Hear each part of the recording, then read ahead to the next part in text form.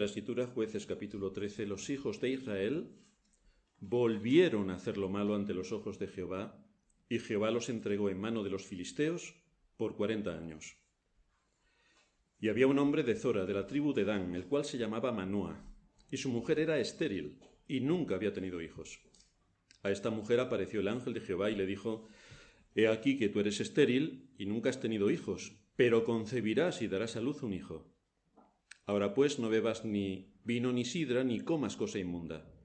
Pues he aquí que concebirás y darás a luz un hijo, y navaja no pasará sobre su cabeza, porque el niño será nazareo, a Dios desde su nacimiento, y él comenzará a salvar a Israel de mano de los filisteos. Y la mujer vino y se lo contó a su marido, diciendo: Un varón de Dios vino a mí, cuyo aspecto era como el aspecto de un ángel de Dios, temible en gran manera, y no le pregunté de dónde ni quién era, ni tampoco él me dijo su nombre. Y me dijo: He aquí que tú concebirás y darás a luz un hijo, por tanto, ahora no bebas vino, ni sidra, ni comas cosa inmunda, porque este niño será nazareo a Dios desde su nacimiento hasta el día de su muerte. Entonces oró Manoa a Jehová y dijo: Señor mío, yo te ruego que aquel varón de Dios que enviaste vuelva ahora a venir a nosotros y nos enseñe lo que hayamos de hacer con el niño que ha de nacer. Y Dios oyó la voz de Manoa, y el ángel de Dios volvió otra vez a la mujer, estando ella en el campo. Mas su marido Manoa no estaba con ella. Y la mujer corrió prontamente a avisarle a su marido, diciéndole: Mira, que se me ha aparecido aquel varón que vino a mí el otro día. Y se levantó Manoa y siguió a su mujer, y vino al varón y le dijo: ¿Eres tú aquel varón que habló a la mujer? Y él dijo: Yo soy. Entonces Manoa dijo: Cuando tus palabras se cumplan, ¿cómo debe ser la manera de vivir del niño y qué debemos hacer con él? Y el ángel de Jehová respondió a Manoa: La mujer se guardará de todas las cosas que yo le dije. No tomará nada que proceda de la vid, no beberá vino ni sidra, y no comerá cosa inmunda. Guardará todo lo que le mandé. Entonces Manoa dijo al ángel de Jehová: Te ruego nos permitas detenerte y te prepararemos un cabrito. Y el ángel de Jehová respondió a Manoa: Aunque me detengas, no comeré de tu pan. Mas si quieres hacer holocausto, ofrécelo a Jehová. Y no sabía Manoa que aquel fuese ángel de Jehová. Entonces dijo Manoa al ángel de Jehová: ¿Cuál es tu nombre, para que cuando se cumpla tu palabra te honremos? Y el ángel de Jehová respondió: ¿Por qué preguntas por mi nombre, que es admirable? Y Manoa tomó un cabrito y una ofrenda y los ofreció sobre una peña a Jehová, y el ángel hizo milagro ante los ojos de Manoa y de su mujer, porque aconteció que cuando la llama subía del altar hacia el cielo, el ángel de Jehová subió en la llama del altar ante los ojos de Manoa y de su mujer, los cuales se postraron en tierra. Y el ángel de Jehová no volvió a aparecer a Manoa ni a su mujer. Entonces conoció Manoa que era el ángel de Jehová. Y dijo Manoa a su mujer: Ciertamente moriremos, porque a Dios hemos visto.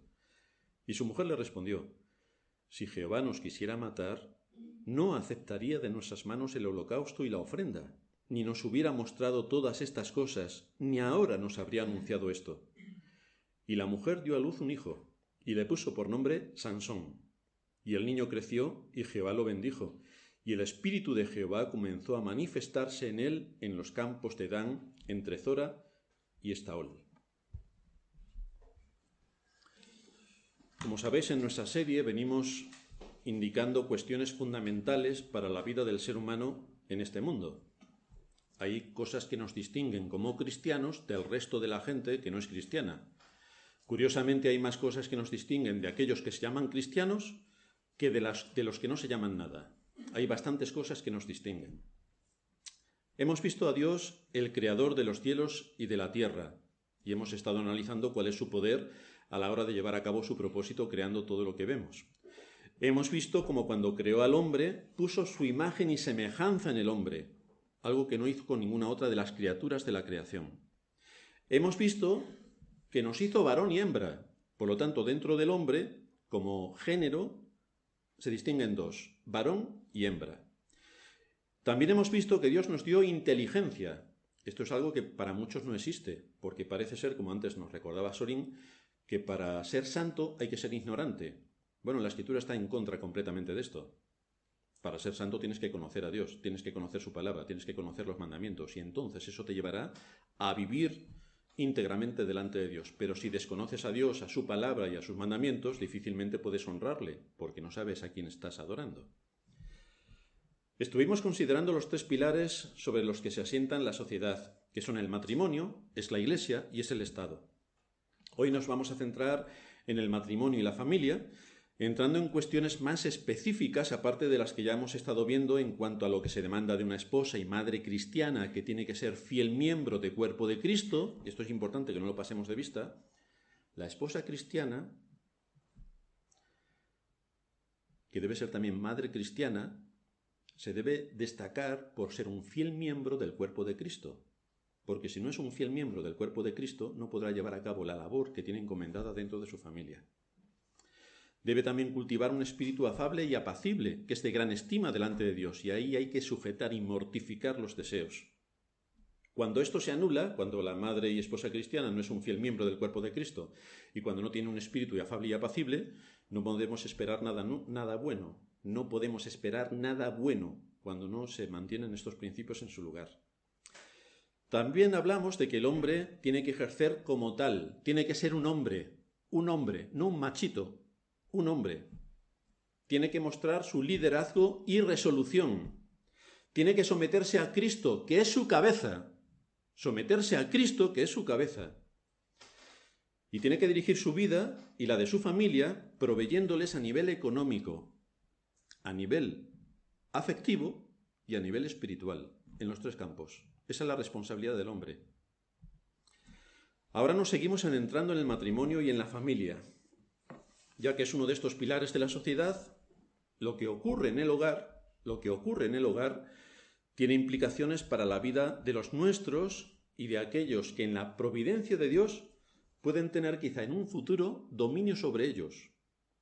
Porque los que han sido presidentes y ministros y toda la gente que ha estado en posiciones de gobierno, todos han tenido un padre y una madre, todos se han criado en una familia, y muchos de ellos han sido creyentes. Es en la familia donde se cultivan las características del ser humano, y es ahí también, en la familia, donde se promueven todos los males que aquejan al mundo, en la familia. Ahí sale todo. Una familia en desorden es una aportación terrible a la sociedad.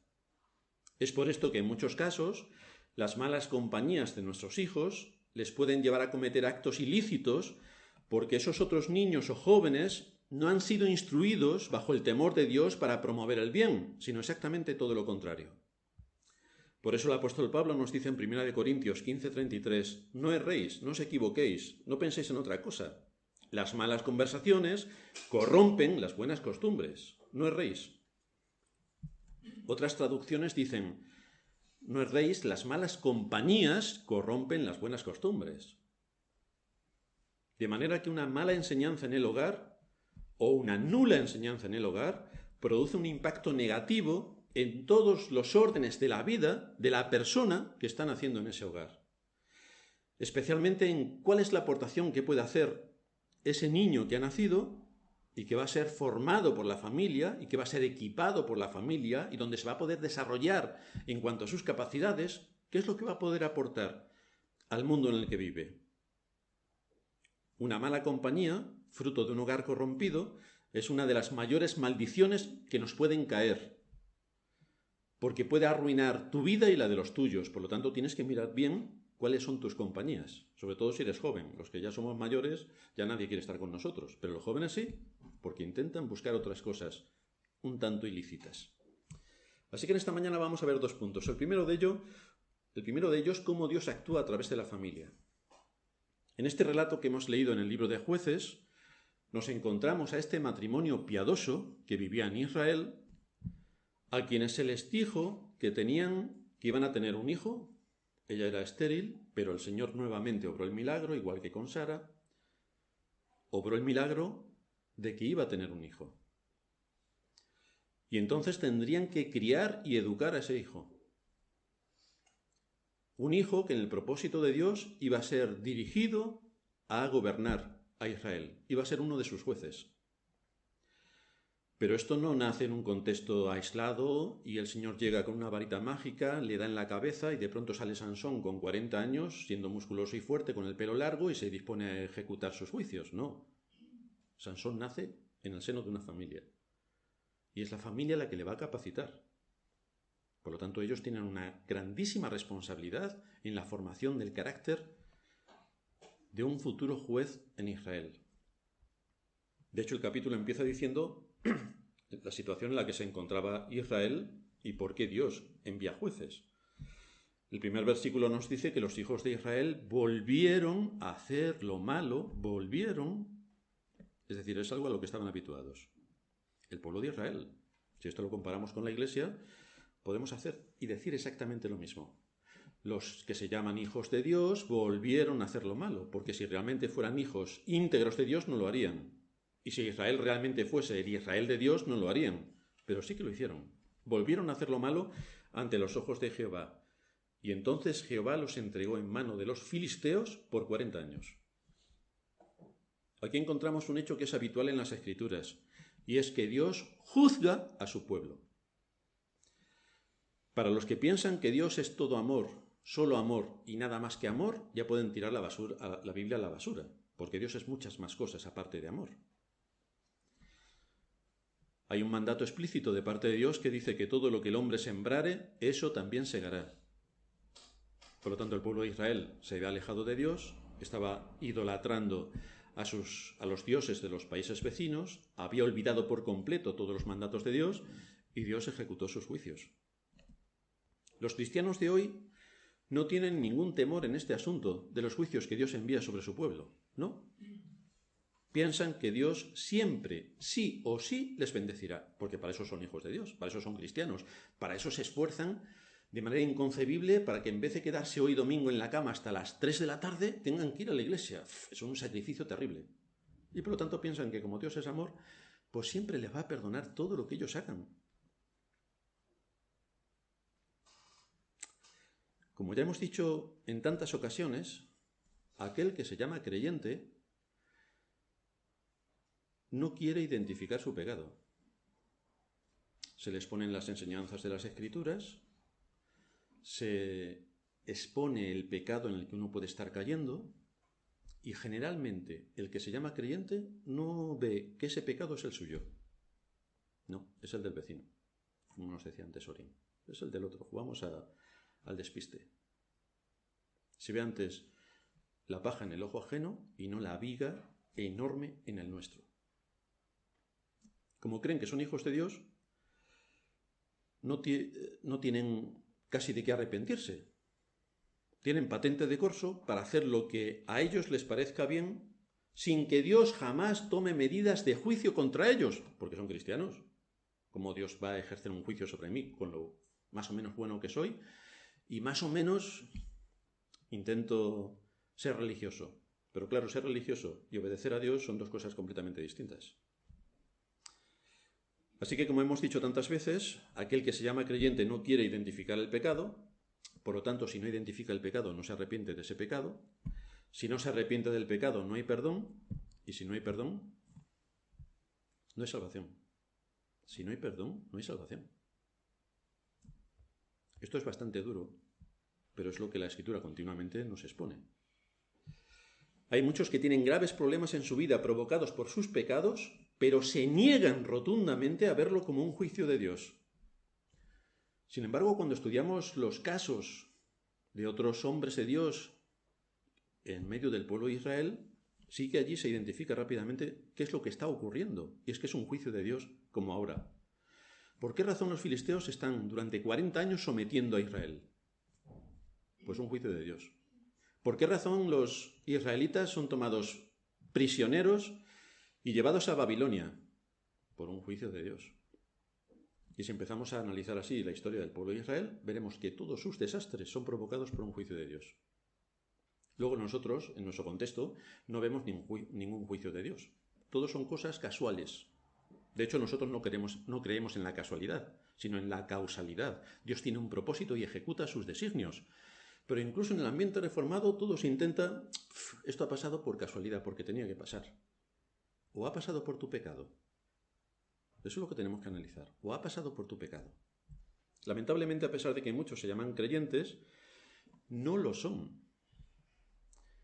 Y esto ocurría en el pueblo de Israel y ocurre en la Iglesia, donde igual que en el pueblo de Israel había muchos apóstatas, y así nos encontramos en la Iglesia, que también hay muchos apóstatas.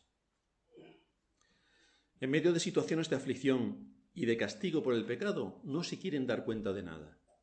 Ahora, el problema es que cuando Dios envía juicios, los envía para todos. Para los que dentro de la Iglesia son verdaderos creyentes y para los que no lo son. Pero los que no lo son pagan por sus pecados y los verdaderos creyentes también pagan por los pecados de otros. Y esto es lo que va a ocurrir aquí en nuestra historia. A pesar de todo, el Señor en su misericordia ama a los suyos y va a enviar una puerta de salida para la situación en la que se encuentra. Y ahí vamos a su misericordia, su amor, su consuelo. Lo que podemos ver en este relato del encuentro de este matrimonio y el ángel del Señor son los detalles que nos ofrecen un buen ejemplo sobre la vida matrimonial y luego sobre la familia. Y el impacto que la vida matrimonial, el matrimonio y la familia tiene en la sociedad, tiene en la Iglesia, tiene en el mundo. En ese lugar íntimo, que es el hogar, escondido a los ojos del mundo, un entorno tan privado, es donde se están preparando cosas que trascienden los límites de nuestro hogar. Allí se están formando hombres y mujeres. Es algo espectacular. Los gobiernos últimamente, ya lo hacía el Imperio Romano y algunos otros estados totalitarios, quieren arrancar a los hijos del hogar paterno para modificar su conducta, para cambiar su forma de pensar, para moldear, manipular su conciencia y que sigan haciendo lo que el Estado y el gobierno de turno le interese. Esa es la importancia del hogar, que estamos formando a hombres y mujeres que van a defender la fe, si nosotros les enseñamos correctamente. Aquí tenemos a Manoa y a su esposa. Dios trató con ellos, les encomendó la tarea que tenían que llevar a cabo en el entorno de su matrimonio y como familia, en la intimidad de su hogar. Tenían que capacitar, tenían que formar, tenían que desarrollar las capacidades del hijo que Dios estaba a punto de darles. En ese contexto familiar se tendría que desarrollar el carácter y la personalidad de quien sería el futuro juez de Israel. Y esos efectos iban a trascender a una nación. De manera que lo que iba a pasar en un hogar tenía el alcance nacional. Es de gran importancia, por tanto, lo que ocurre en cada hogar, porque el producto de una educación correcta va a impactar al mundo, un mundo en el que vivimos, y no sabemos hasta qué nivel podrá ser ese alcance, pero nuestra responsabilidad es capacitar a nuestros hijos de acuerdo al mandato de las Escrituras y al temor de Dios. Algunos ejemplos de matrimonios a lo largo de la Biblia. Adán y Eva. Aquí vemos cómo lo que ocurría en su hogar trascendió más allá de lo imaginable. Adán y Eva. Muchos de nosotros cuando les veamos lo mismo le damos una paliza por haber llevado a toda la raza humana a la caída.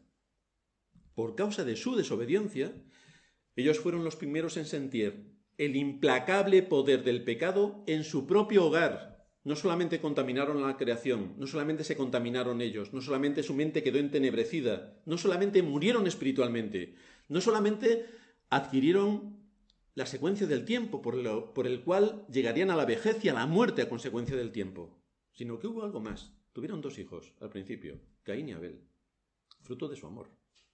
Todos los matrimonios que se casan desean generalmente tener hijos. Allí tenemos a Caín y Abel fruto de su amor, fruto de su entrega, quienes crecieron juntos, quienes podían disfrutar de la creación con sus responsabilidades que fueron adquiriendo para ser uno de ellos pastor, Abel, otro de ellos agricultor, Caín. Y ahora viene el impacto de lo que ocurrió en ese hogar. Abel, en obediencia a Dios, no según lo que él le gustaba, sino en obediencia a Dios, tomó su cordero y lo sacrificó. En obediencia a Dios. Caín, yo ofrezco de lo que tengo. Patatas, remolacha, una coliflor, y este es mi sacrificio a Dios. Pero esto no es lo que Dios ha establecido. Dios ha establecido que tiene que haber derramamiento de sangre.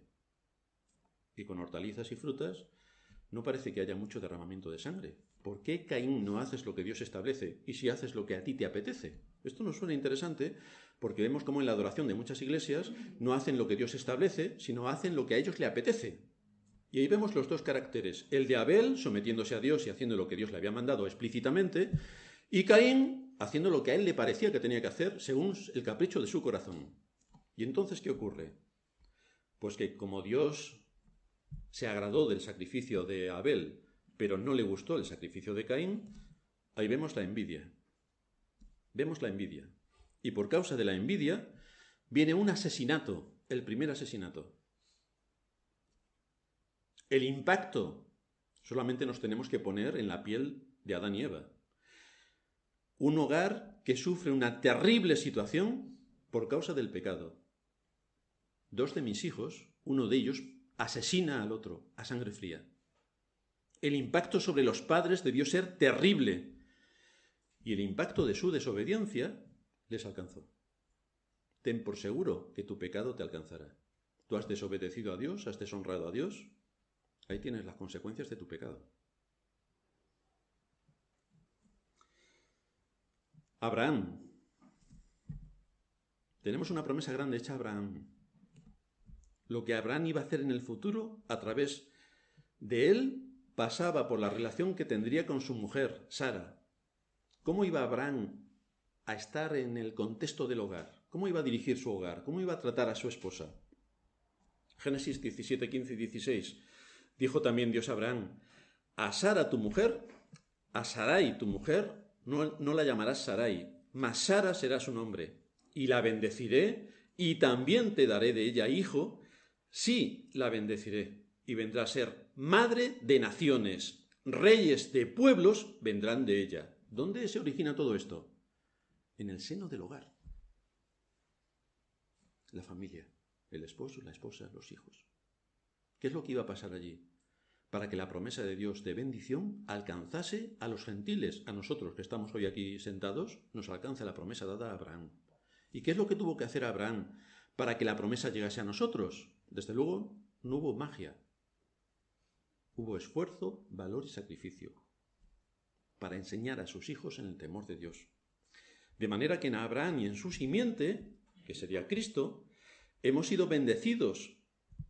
Pero no olvidemos que Dios usó ese matrimonio con ese propósito. Dios no obró un milagro. Dios usó un matrimonio creyente que en obediencia a Él actuó en este mundo. En obediencia a Él actuó en este mundo. ¿Quién podría deducir que apartados del mundo, porque eran nómadas, establecían su tienda de campaña, sus ganados comían de la zona, cuando acababan con el pasto se mudaban a otra zona y así continuamente, eran nómadas? ¿Quién podría decir que en medio de una familia nómada Dios establecería una promesa de bendición que nos alcanza a nosotros muchos siglos, miles de años después? Lo que ocurre en el hogar tiene impacto para el mundo, un impacto que está oculto a nuestros ojos, pero que Dios lo usa para su gloria. Daniel, si nos ponemos a buscar en las páginas de las Escrituras quiénes eran sus padres, no lo vamos a encontrar. Pero encontramos cosas interesantes. Se nos dan detalles de su conducta, de su valor y de su fortaleza. Una fortaleza que este joven obtuvo sin ninguna duda porque vivía en un hogar piadoso. Si no, no podría ejercer lo que ejerció durante toda su vida si no hubiera sido enseñado e instruido en el temor de Dios. Si leemos en el libro de Daniel, capítulo 1, versículo 8, encontramos allí cuál era la disposición de Daniel. Lo que ocurrió en ese hogar durante los primeros 15 años de su vida, más o menos cuando tenía 15 años fue tomado cautivo para llevárselo a Babilonia, lo que ocurrió en ese hogar impactó a 2 imperios, el babilónico y el medo-persa, a 4 reyes. Y su ejemplo queda para nosotros en nuestros días. Un ejemplo intachable. Nos dice el libro de Daniel, capítulo 1, versículo 8, cuando Daniel es llevado con 15 años a la corte babilónica, que Daniel propuso en su corazón no contaminarse con la porción de la comida del rey, ni con el vino que él bebía, y que pidió por tanto al jefe de los eunucos que no se le obligase a contaminarse. establecía un parámetro, la ley ceremonial, de qué cosas no podía tomar. Y Daniel, la ley ceremonial, ahí la aplicó. Ni contar tiene la ley moral. Cómo amó a Dios toda su vida y cómo se entregó al servicio a Dios, ejerciendo sus responsabilidades como segundo en los dos imperios durante toda su vida. El que un joven de 15 años se mantuviera firme en sus convicciones nos muestra que fue instruido profundamente en las enseñanzas de las Escrituras por sus padres. Cuando ya casi era anciano, tenía en torno a 85 años, fue objeto de una conspiración para derribarle de su posición como segundo en el imperio. Y la causa que se utilizó fue su adoración a Dios. Oh rey, que durante 30 días, solo 30 días, nadie pueda orar a ningún hombre y ningún Dios fuera de ti. Y el rey firmó. ¿Y qué se nos dice que hizo Daniel?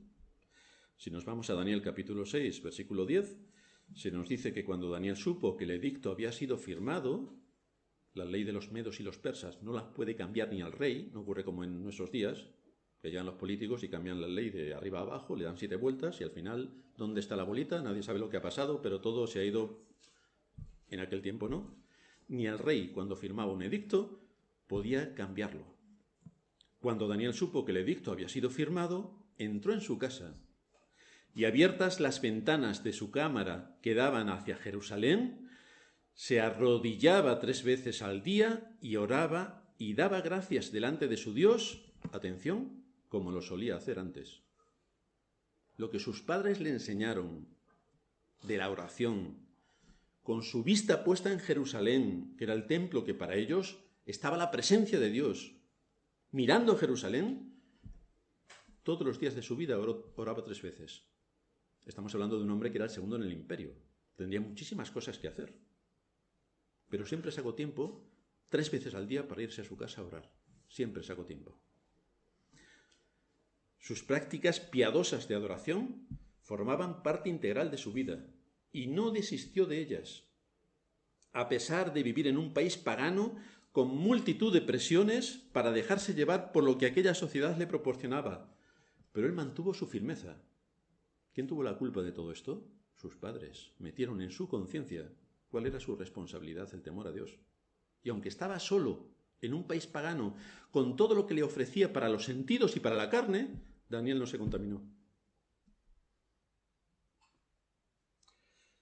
De hecho, un poco más adelante, todavía era más anciano, encontramos en Daniel 9:20, donde se nos dice: aún estaba hablando y orando y confesando mi pecado y el pecado de mi pueblo Israel, porque Daniel tenía la costumbre de leer las Escrituras, leía al profeta Jeremías, y por eso sabía cuándo se iba a cumplir los 70 años de cautiverio. Era un hombre culto en las Escrituras, dedicaba tiempo a profundizar en las Escrituras, y entonces oraba, pidiendo perdón por el pecado de su pueblo, porque sabía perfectamente que el pueblo de Israel había sido llevado cautivo a Babilonia por su pecado. Así que Daniel, que lo había detectado y había detectado el juicio de Dios, oraba continuamente, pidiendo perdón a Dios por el pecado de su pueblo y el suyo. Derramaba mi ruego delante de Jehová mi Dios, por el monte santo de mi Dios.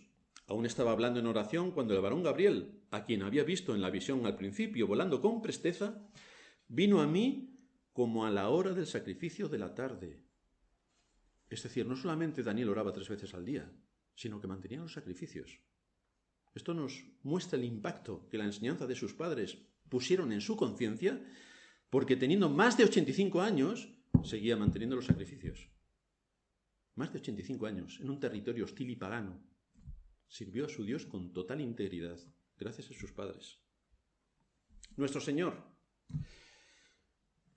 no vino al mundo también con 30 años y empezó directamente a predicar el Evangelio, ¿no? ¿Cómo vino nuestro Señor? Nació como todos nosotros nacemos. Vino a este mundo y se integró en una familia. Fue enviado y encomendado a un matrimonio por un tiempo para que allí, en el secreto de ese hogar, fuese preparado y capacitado como hombre para la tarea que tendría que ejercer entre los hombres. Y nació en una familia. Y vivió en una familia. Lucas capítulo 2, versículo 4. José subió de Galilea, de la ciudad de Nazaret, a Judea, a la ciudad de David, que se llama Belén, por cuanto era de la casa y familia de David, para ser empadronado con María, su mujer, desposada con él, la cual estaba encinta. Y aconteció que estando ellos allí se cumplieron los días de su alumbramiento y dio a luz a su hijo primogénito, no unigénito, ojo, por lo que dicen los católicos de que el Señor solamente fue hijo de María y María no tuvo más hijos. Aquí se nos dice que fue primogénito, y todo el mundo sabe lo que es un hijo primogénito, el primero de muchos, el primero. Y lo envolvió en pañales y le acostó en un pesebre, porque no había lugar para ellos en el mesón. ¿Cómo nació el Salvador del mundo? En el sentido de dónde se empezaron a desarrollar sus capacidades, dónde tendría que ser el lugar donde el Señor se capacitaría para entender y desarrollar todo lo que tuvo que desarrollar en su mente, en su corazón y a nivel físico. ¿Dónde tuvo que integrarse? En una familia. Los ángeles anuncian la más increíble noticia, y es que Dios se ha encarnado. Dice Lucas 2:11, os ha nacido hoy en la ciudad de David un Salvador. Ha nacido. Ha nacido quiere decir, está en una familia. Este es el aspecto que queremos ver hoy. Está en una familia.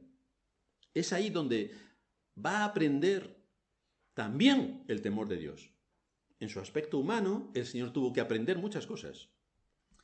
Fue en ese entorno tan íntimo y oculto a los ojos del mundo el lugar idóneo donde el Mesías iba a pasar los primeros 30 años de su vida. A partir de los 30 años, entonces los judíos empezaban en el ministerio. Los levitas a los 30 años empezaban en el ministerio y el Señor esperó a los 30 años para empezar a predicar el Evangelio.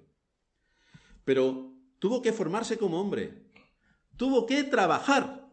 Esto es una palabra que a muchos que se dedican al ministerio no entienden, porque no han trabajado en su vida, como muchos políticos también, no han trabajado en su vida y se ponen a legislar. ¿Pero de qué vas a legislar si no has trabajado en tu vida? Pues sí.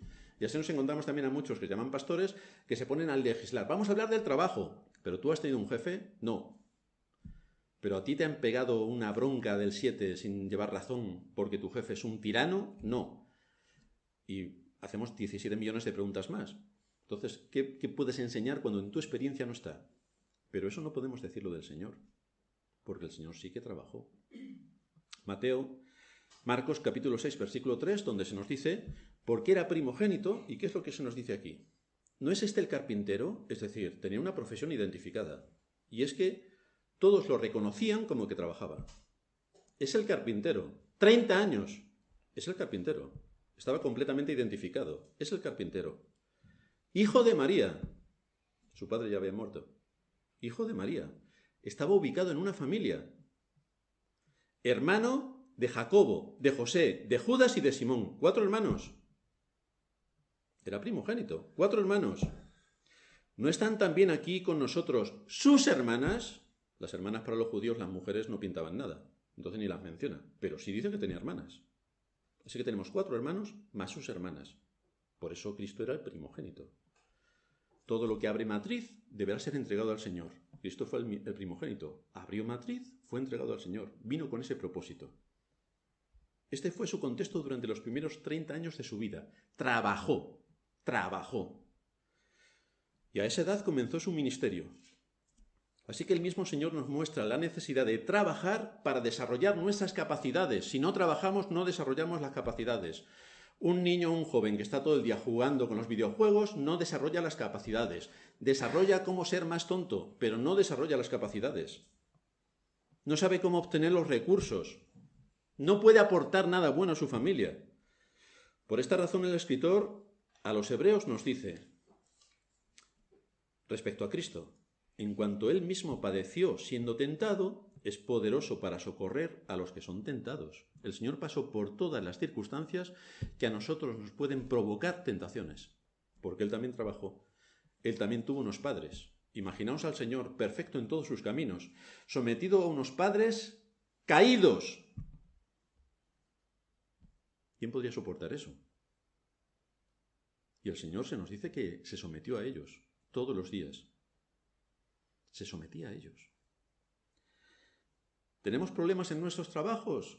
¿Pensáis que el Señor no los tuvo? ¿Pensáis que el Señor no llegó a algún que otro cliente y lo puso verde porque la silla, la mesa o no sé qué otra cosa no estaba como el cliente quería? Porque los clientes somos quejicas en todo, nos quejamos de todo. ¿Creéis que el Señor no tendría problemas en el contexto de su familia? Porque al principio de su ministerio, sus hermanos le aborrecían. Y sus vecinos y conocidos decían, este es hijo de fornicación. Atención, porque antes de estar casados, María ya estaba encinta. Entonces esto no pasó desapercibido y le tildaban como hijo de pecado. Estos son cargas sociales que el Señor tuvo que soportar injustamente. Tuvo que soportar. Pero este es el contexto de la familia. Allí se desarrolló.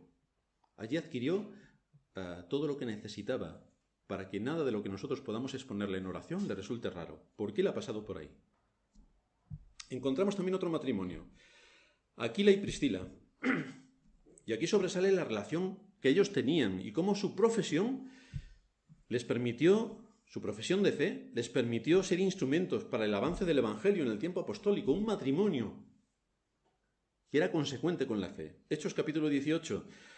Después de estas cosas, Pablo salió de Atenas y fue a Corinto, y halló a un judío llamado Aquila, natural del Ponto, recién venido de Italia, con Priscila su mujer, por cuanto Claudio había mandado que todos los judíos saliesen de Roma. Fue a ellos, atención, y como era del mismo oficio, Pablo, que ellos, se quedó con ellos y trabajaban juntos, pues el oficio de ellos era hacer tiendas. Pablo trabajaba juntamente con Aquila y Priscila. Este matrimonio acogió al apóstol Pablo. Sin embargo, observad que el apóstol no estuvo entre ellos como si fuera un parásito recibiendo los beneficios y diciendo, que yo soy apóstol. Vosotros trabajáis y me dais el dinero. ¿No? Pablo se puso a trabajar igual que ellos. Se puso a trabajar. Esto es interesante para los que están mirando al ministerio con el propósito de voy a vivir, vamos, con 2 sermones los domingos hasta el domingo que viene, chicos. Y no hay nada más que hacer. Un buen sueldo, coche, casa y nada. A mantener contentas a las cabras, porque si son ovejas, eso es otra cosa. Pero mantener contentas a las cabras es bastante fácil. Le das la alfalfa que ellos quieren y todos están tranquilos. Pues aquí se nos muestra que el apóstol Pablo trabajó con ellos. Y este es un gran detalle que debemos de observar. Se puede estar predicando el Evangelio y trabajando en otro oficio para obtener los recursos necesarios para la vida a fin de no ser gravosos a otros. Se puede. Este matrimonio apoyó y ayudó a Pablo en la predicación en Corinto. Por eso encontramos palabras de reconocimiento que se dirigen a ellos. Romanos capítulo 16, versículo 3 y 4. Saludad a Priscila y Aquila, dice Pablo, mis colaboradores en Cristo Jesús, que expusieron su vida por mí, a los cuales no solo yo doy gracias, sino también todas las iglesias de los gentiles. Hemos trabajado juntos en la expansión del Evangelio. El hogar ha sido la fuente que protegió a Pablo y que también le ayudó a alcanzar a los impíos. En Hechos capítulo 18, del 24 en adelante, se nos narra este matrimonio que guió a otra persona, a Apolos, para que entendiese con mayor precisión el Evangelio, a fin de que cuando se pusiese a predicar, la predicación fuese más ajustada a lo que enseñaba la palabra de Dios. Y este hombre, Apolos, aceptó de buen gusto la corrección. Aceptó la corrección. No dijo, ¿dónde vais vosotros? Que yo soy Apolos. No. Aceptó la corrección. Y por lo tanto fue usado por Dios para la extensión de su reino. Nos vamos a Hechos capítulo 18 a partir del versículo 24. Llegó entonces a Éfeso, Hechos 18, 24, un judío llamado Apolos, natural de Alejandría. Alejandría pertenecía a uno de los extremos del Imperio Romano, en el continente africano. Varón elocuente, poderoso en las Escrituras.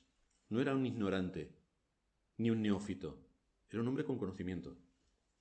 Este había sido instruido en el camino del Señor, y siendo de espíritu fervoroso, hablaba y enseñaba diligentemente lo concerniente al Señor, aunque solamente conocía el bautismo de Juan, y comenzó a hablar con denuedo en la sinagoga, el lugar donde se reunían los judíos. A los judíos fue a predicarles. Pero cuando le oyeron Priscila y Aquila, le tomaron aparte y les pusieron con más precisión, más exactamente, el camino de Dios. Y queriendo él pasar a Acaya, los hermanos le animaron y escribieron a los discípulos que le recibiesen, y llegado él allá, fue de gran provecho a los que por la gracia habían creído, porque con gran vehemencia refutaba públicamente a los judíos, demostrando por las Escrituras que Jesús era el Cristo, cosa que los judíos no querían aceptar bajo ningún concepto. Él los refutaba con las Escrituras. Con las Escrituras. ¿Cuáles son las Escrituras que este hombre tenía? El Antiguo Testamento. Por el Antiguo Testamento y las profecías refutaba ante los judíos que el Mesías que habían crucificado era realmente el Cristo que estaban esperando. ¿Dónde recibe este hombre el apoyo y la dirección y la guía para cumplir su ministerio? En un hogar piadoso, con Priscila y Aquila. Este matrimonio fue usado para que Apolos fuera mejor instruido, que pudiera tener los argumentos bíblicos más precisos para enseñar sobre Cristo. Y fue también este matrimonio, Priscila y Aquila, quien puso su hogar para que se congregase una iglesia. 1 Corintios 16-19, que lo leíamos en la introducción. Las iglesias de Asia os saludan.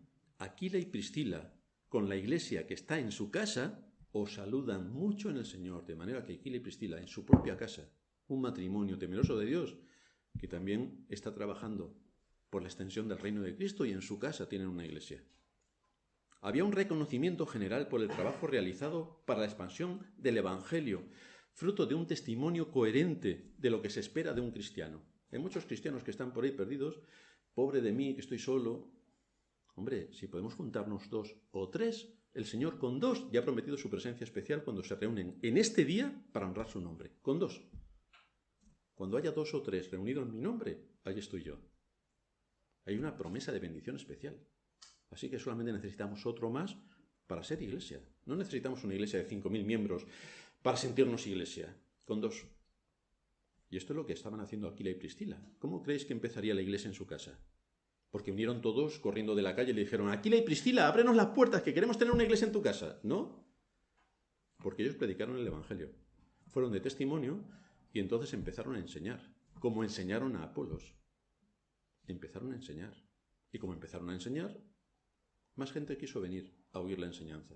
Y como más gente quiso venir, pues posiblemente se reunirían un grupo de unas cuantas personas en el día del Señor en casa de Aquila y Priscila para recibir instrucción y enseñanza.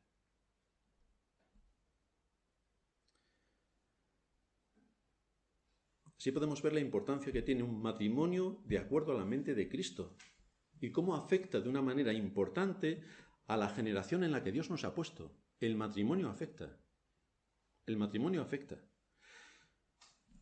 Ahora, si el matrimonio tiene desórdenes internos porque alguno de sus miembros no sabe cuál es su lugar, es decir, si el marido dice a todos iguanas, iguanas, iguana, a su mujer, me refiero, y por supuesto a sus hijos, y entonces la mujer es la que manda y hace todo en la casa, según su criterio, y si los hijos son los que más mandan además, y los padres se someten a los hijos para que no les castiguen, aquí no tenemos un hogar. Esto es un desastre colosal. ¿Qué aportación puede hacer un hogar semejante para el reino de Cristo? ¿Cuál es la aportación que se puede hacer en un hogar así para el reino de Cristo? Porque nosotros somos llamados como cabezas de familia a tener un hogar en orden donde el reino de Cristo se pueda expandir. Primero con la formación de nuestros hijos. Tenemos que formarlos y equiparlos para que puedan dar argumentos de su fe y que puedan vivir bajo el temor de Dios. Esta es una pregunta que cada cual debe hacerse. ¿Tu vida matrimonial y familiar supone un apoyo al Evangelio?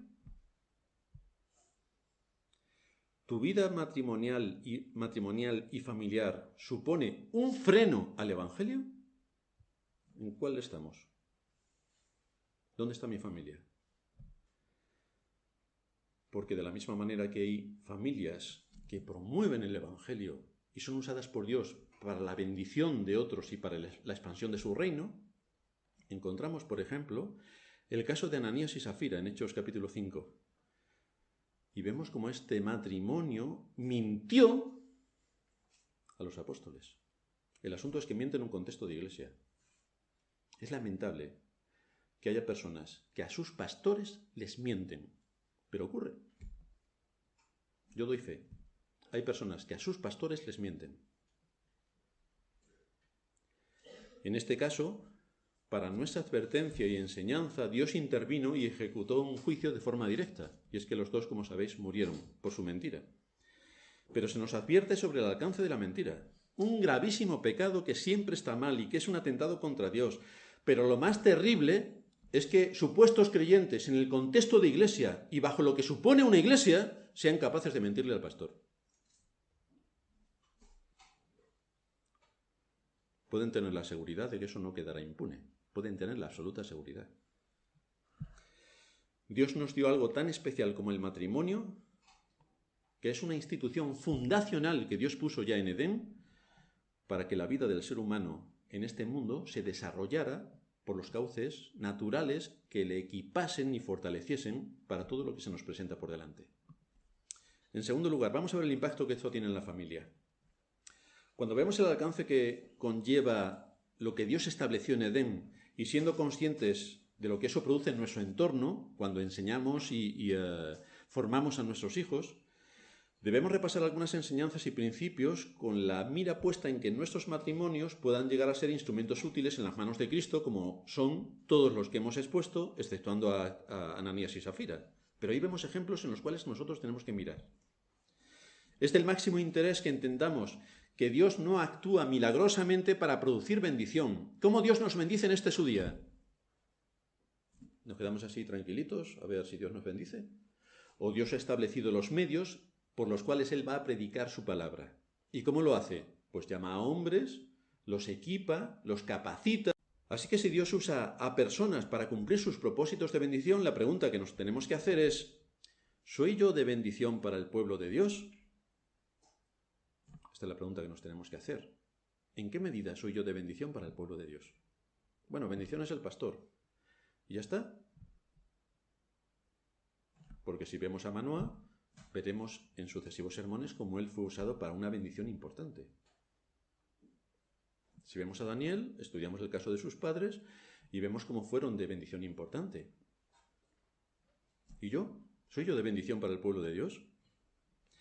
Con esto no queremos decir, soy un buenista, que me río delante de todo, sonrío, qué bueno soy. Y todo me parece fenomenal.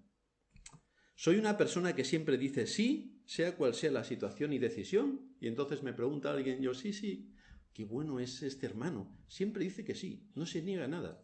Bueno, eso no es ser una persona íntegra, si siempre dices que sí. Cuando tú eres íntegro delante de Dios, es cuando eres una bendición para otros. Pero la persona íntegra no siempre dice que sí. Sabe cuando tiene que decir sí y sabe muchas veces cuando tiene que decir no. Cuando vives bajo el temor de Dios y no bajo el miedo de los hombres, es cuando puedes ser utilizado para la expansión del reino de Cristo. Cuando vives bajo el temor de Dios y no bajo el miedo a los hombres, es cuando puedes ser de utilidad para el reino de Cristo. Ahora bien, cuando hablamos de miedo a los hombres, no nos referimos a un soldado armado hasta los dientes, apostado a la puerta de la iglesia, que nos intimida y nos dice, hoy no vais a pasar. Y claro, por miedo a los hombres cualquiera pasa, nos pega 4 tiros y ahí nos hemos quedado. No nos referimos a ese miedo a los hombres. Me refiero, y nos referimos, y se refiere a la Escritura, el miedo a mi cónyuge. Que sabiendo yo que tengo que hacer algo delante de Dios íntegramente, por miedo a mi cónyuge no lo hago. Ya si tengo suegros, no os quiero ni contar. Por miedo a mis suegros, cualquiera hace esto, no sea que mi suegro entonces rebote y tengamos aquí un problema familiar. Ese es el miedo a los hombres. Por miedo a mis hijos, bueno, como diga esto delante de mis hijos, van a empezar a ladrar y entonces mejor no digo nada. Lo de por miedo a los padres no lo digo porque los hijos ya saben mucho de esto, entonces ¿para qué vamos a tocar ese tema? Pasamos a otro tema, que los hijos ya son muy inteligentes. Por miedo a los compañeros de trabajo. Si digo esto aquí, por ejemplo, los compañeros de trabajo generalmente blasfeman. ¿Tú permites que se blasfemen delante de tu presencia? Si lo haces, tienes miedo a los hombres. No debes permitir que se blasfeme el nombre de Dios delante de ti. No lo debes permitir. Esto sé que se puede hacer porque yo lo hago y trabajo en un entorno donde se blasfema el nombre de Dios. Entonces, si yo lo hago, entiendo que todo el mundo lo puede hacer también. Y esto es un mandato específico. Tenemos amigos, tenemos familiares, ante quienes por no actuar con integridad delante de Dios, Se cede por miedo y por no querer asumir las consecuencias. Pero esto es infidelidad a Dios. Esto es infidelidad a Dios. Por miedo a los hombres, pongo cara de bueno, de buenista, y digo que sí a todo. Esto es infidelidad contra Dios. En el seno de la vida matrimonial y familiar es donde está el núcleo de lo que podemos ser como instrumentos útiles a las manos de Dios para la expansión de su reino, y nos tenemos que esforzar por enseñarle a nuestros hijos todos estos principios que les capaciten para tener valor, para esforzarse y para llegar al sacrificio cuando las situaciones lo requieran. Pero esto lo deben aprender los hijos en su hogar. El mundo no se lo va a enseñar. Le va a enseñar otras cosas que no te convienen. Pero en el hogar sí que hay que enseñárselo. En el hogar sí que hay que enseñarlo. Por esta razón debemos despertar nuestra conciencia y estar vigilantes para que nuestro matrimonio no sirva para que el pecado y la maldad se esconda, para que sea maquillada de tal manera que ese matrimonio se constituya en un freno para el bien de otros, en un mal ejemplo para otros, e incluso en un problema para otros. Así que tenemos muchas cosas en las que meditar, como matrimonio y como familia. Recordad, a la ley y al testimonio. Esta es la premisa que deberemos tener siempre en cuenta. No solo debo recordar que estoy sometido a la ley, sino y el testimonio. Bueno, pero es que lo que yo hago no está en sintonía con la ley. Sí, ¿y con el testimonio? Porque si no está en sintonía con el testimonio, estás muerto. Tiene que ser a la ley y al testimonio, las dos.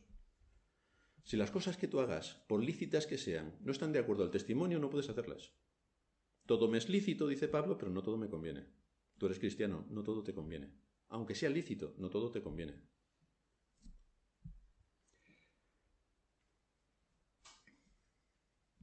Así que nos debemos preguntar, ¿qué aporta nuestro matrimonio al reino de Cristo? ¿Qué aporta? ¿Qué aporta? Una pregunta un poco más íntima. ¿Es mi matrimonio digno de imitar? ¿Es digno de imitar mi matrimonio? ¿Este buen ejemplo, mi matrimonio, puedo exponerlo? ¿O este mal ejemplo?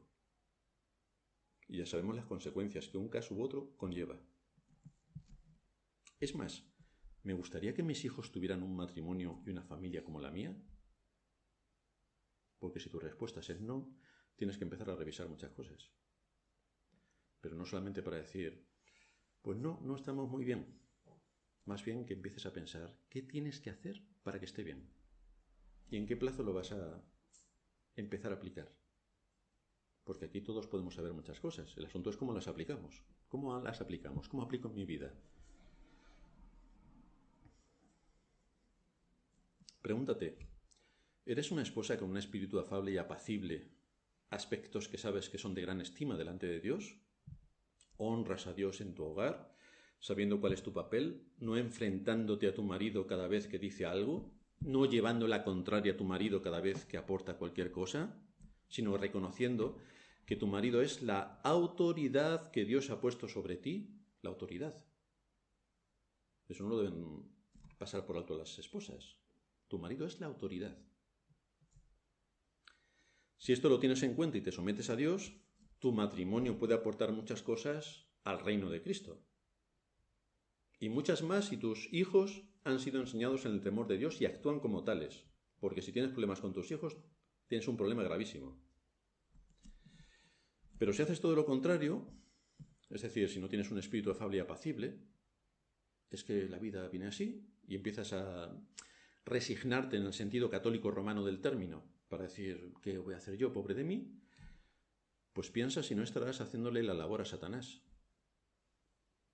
al impedir que el Evangelio avance por causa exclusiva de tu mal testimonio. Piensa, ¿cuál es la aportación que tu hogar matrimonial y familiar hace al reino de Cristo?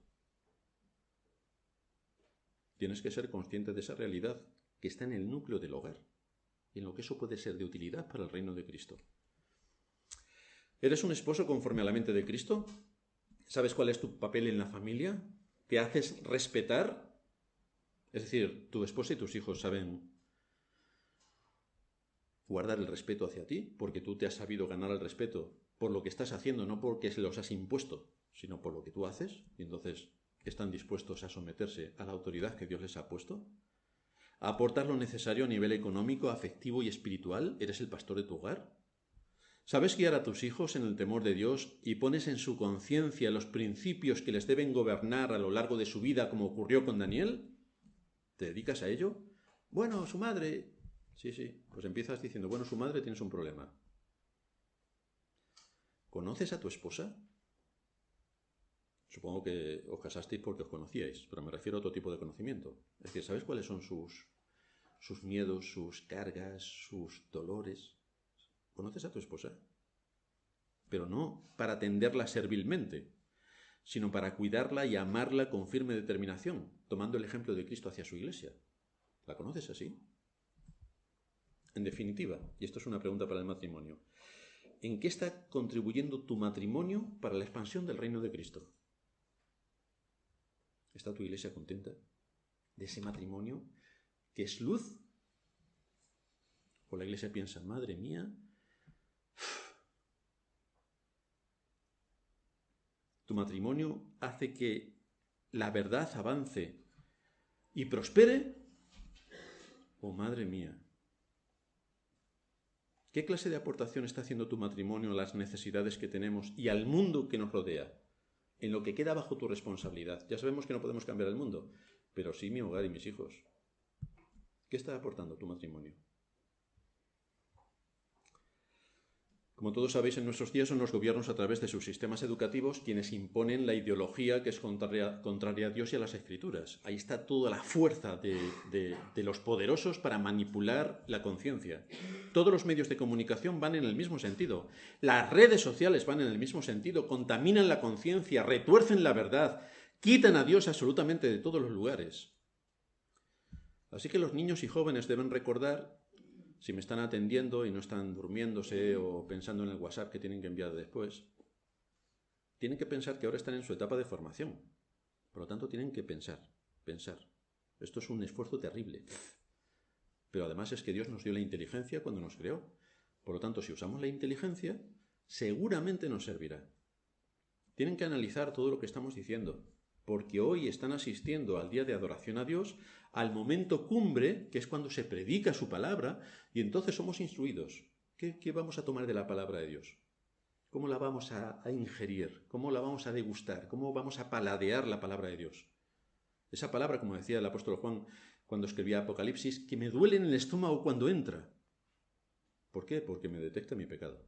Y me dice dónde está. Y entonces me duele. Me duele muchísimo. Pero es que si no hiciera eso, yo no podría saber cuál es mi pecado, ni me podría arrepentir. Por lo tanto, no sería perdonado y no sería salvo. Me tiene que doler. Dos cosas que todos debemos recordar, especialmente los jóvenes. La primera, que no sea este mundo y sus modas de pensamiento la que imponga su ideología, especialmente en el matrimonio. La presión social intenta mostrar que el matrimonio es una institución fracasada que no sirve para nada.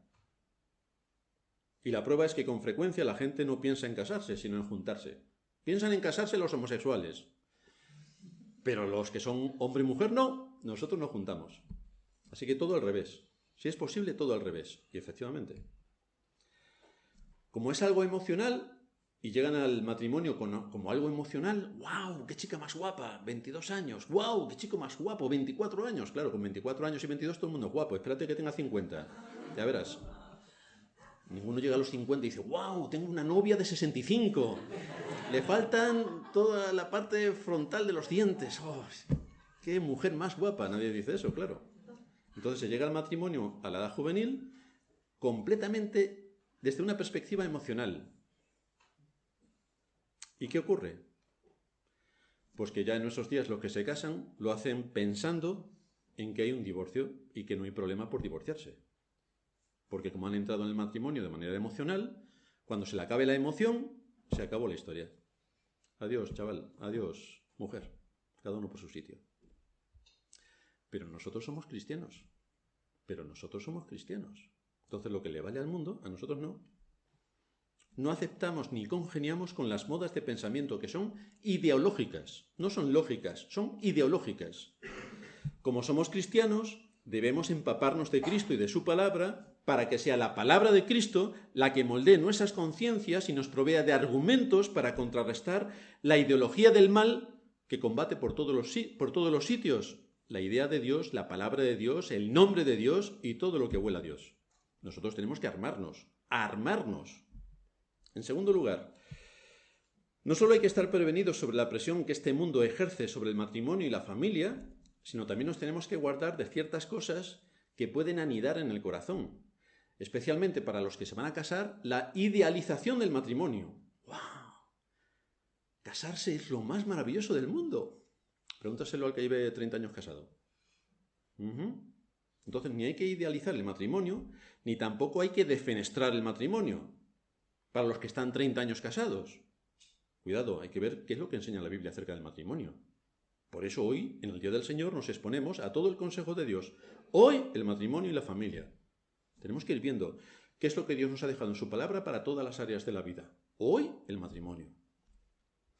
Como muchos entran en el matrimonio con un concepto idealístico de la vida marital, se llevan una sorpresa cuando llega la realidad.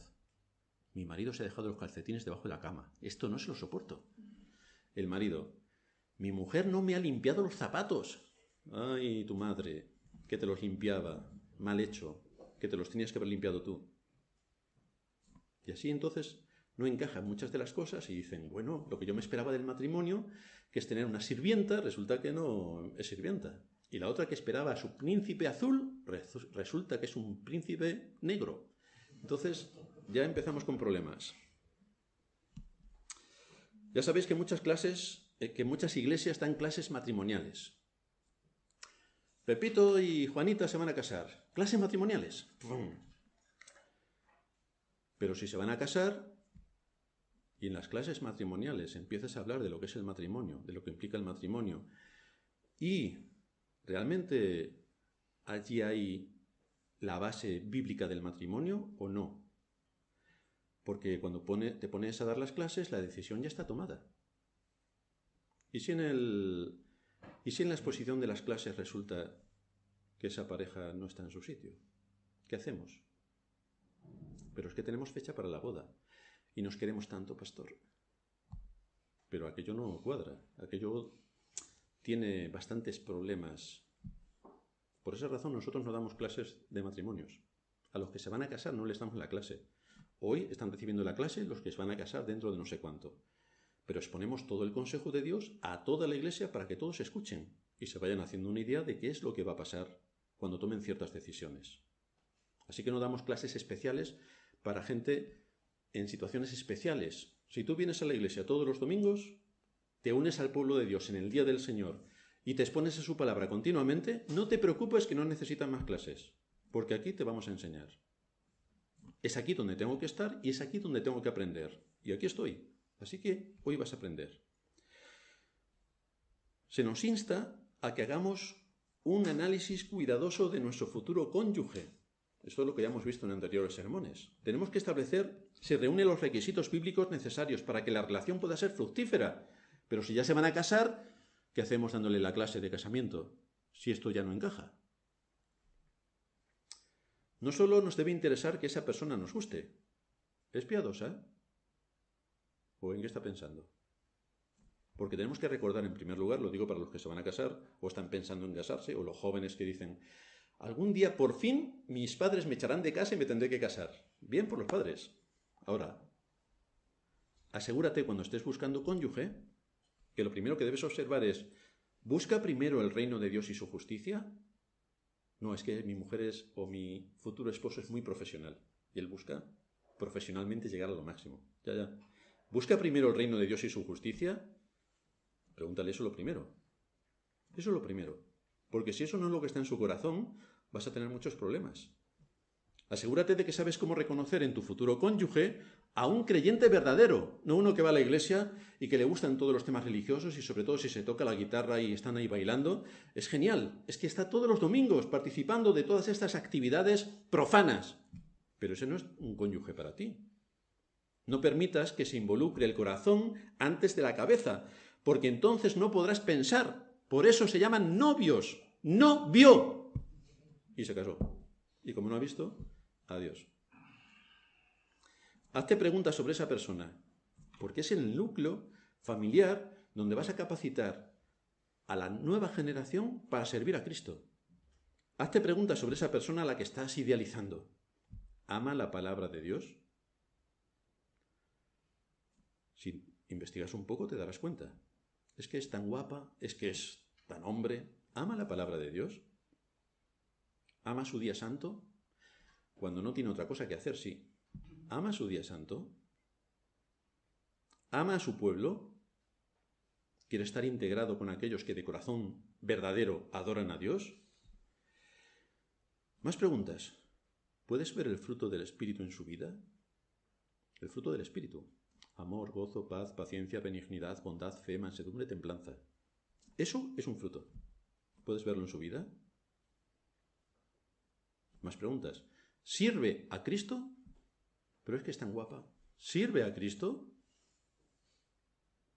Si la respuesta a algunas de esas preguntas es no, esa no es la persona para ti. Pero si estas preguntas las hacemos en las clases de matrimonio, ya no podemos hacer nada, porque tienen fecha de boda. ¿Y entonces qué hacemos? Si eres un verdadero creyente, debes preguntarte, ¿quieres realmente que el Señor sea honrado y su pueblo bendecido? Porque esto es el deseo de todo verdadero creyente. ¿Y qué vas a hacer para eso? Bueno, que lo haga el pastor y los que predican. No, se lo tienes que hacer tú. En tu matrimonio tienes mucho que hacer para que el Señor sea honrado y su pueblo bendecido. En tu matrimonio, no en la iglesia. En la iglesia viene después, porque tu matrimonio se está en orden. Y honra a Dios, en la iglesia también lo vas a traer. Y todos seremos bendecidos. Pero empieza en tu matrimonio. Oramos para la extensión del reino de Cristo. Pero no te olvides de que empieza en tu hogar. Señor, que muchos vengan al conocimiento de la verdad. ¿Y tus hijos? Señor, ¿cómo me gustaría haber sido misionera o misionero en la África tropical? ¿Y tu hogar? Desatendido por completo, tus hijos en el mundo. Ora para que en tu hogar Dios sea honrado. Ora y actúa. Ora para que el temor de Dios esté en el corazón de cada uno de tus hijos. Ora y mira cómo tienes que enfocar las cosas, porque todos los niños son diferentes. Si los tratas a todos iguales, tienes un problema. Todos los niños son diferentes. Tienes que tratar a cada uno según sus capacidades, según su percepción, según su personalidad. Ora a Dios con ellos y enséñales e instrúyeles en sus caminos. En todo caso, quédate con esta pregunta. Y terminamos. ¿Qué aporta tu matrimonio y tu familia en cuanto a la formación en la fe de los tuyos? ¿Qué aporta? ¿Y qué aporta en cuanto al testimonio para el reino de Cristo? ¿Qué aporta? Piensa en lo que aporta. Y si crees que no aporta gran cosa, suplíquele al Señor que te dé de su gracia y que te siga dando su palabra y que te siga dando una iglesia donde puedas ir arreglando todo lo que está fuera de su lugar. Porque hoy es el día del Señor, la iglesia del Señor, donde somos instruidos para que cada cosa esté en su sitio. Dios tiene misericordia de nosotros, nos da su palabra. Hemos caído muchas veces y podemos estar en pecados tremendos. Nos da su palabra para que corrijamos lo deficiente y honremos a Dios. Nos da su palabra. Vamos a terminar en oración.